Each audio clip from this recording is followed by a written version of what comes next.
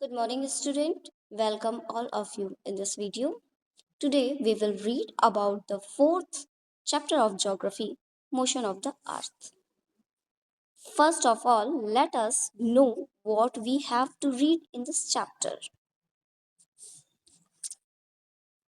We will read in this chapter first the motion of the earth such as rotation and revolution.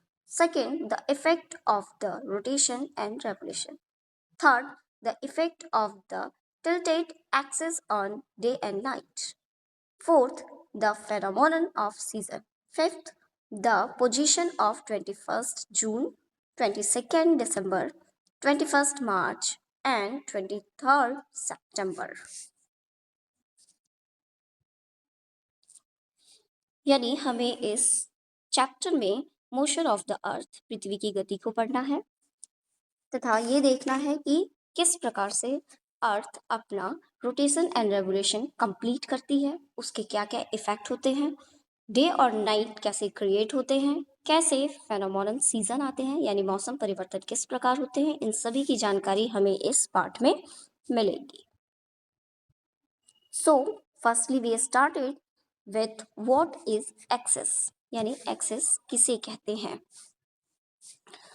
The axis is an imaginary line on which the earth rotates. It passes through the North Pole and the South Pole. The earth axis is tilted at an angle of 23 half degree.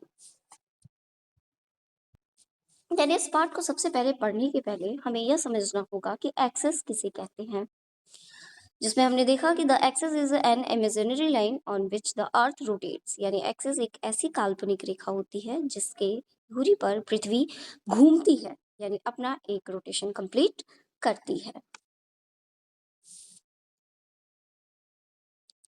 Axis join the north and the south pole. It is not vertical, it is tilted at an angle of 23 half degree from a perpendicular to the orbit plane. जैसे हम इस picture में भी देख सकते हैं कि axis जो होती है वो अर्थ के सेंटर से होकर गुजरती है। अर्थ को ये नॉर्थ पोल और साउथ पोल से ज्वाइन करती है।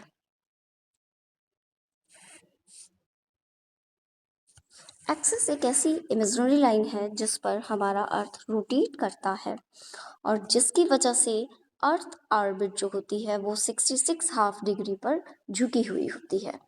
इसीलिए हम कहते हैं कि tilting of the axis is called the inclination of the earth axis. The inclination is always is the same direction यानी अर्थ के जो एक्सिस का झुकाव है वो हमेशा एक ही दिशा में होता है। ओके स्टूडेंट्स, इसलिए अब आप एक पैराग्राफ इसमें पढ़ेंगे, ये वीडियो इससे ज़्यादा लंबी नहीं की जा सकती। आपको इस पैराग्राफ को रीड करना है और रीड करने के बाद जो भी डिफ़िकल्ट हो आप मैसेज के थ्रू या कॉल के थ्रू मुझसे पूछ सकते हैं। Okay, have a nice day, take care.